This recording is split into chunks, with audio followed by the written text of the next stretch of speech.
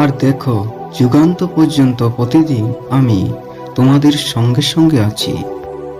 আমি কি তোমাকে আজ্ঞা দিই নাই, তুমি বলবান হও ও সাহস করো, মহাভয়ে ভীতু কি নিরাশ হইও না।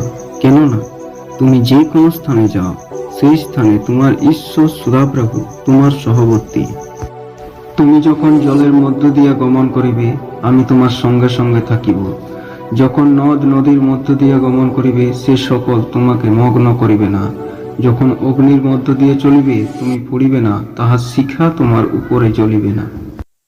সদাপ্রভু তিনি এই কথা কহেন, তুমি আমাকে আহ্বান করো, আর আমি তোমাকে উত্তর দিব, এবং এমন মহৎ ও দুরূহ নানা বিষয় তোমাকে জানাইব, যাহা তুমি জানো না। বস্তুত পর্বতগণ সরিয়া যাইবে, উপপর্বতগণ টলিবে, কিন্তু আমার দয়া তোমা হইতে সরিয়া যাইবে না, এবং আমার শান্তি নিয়ম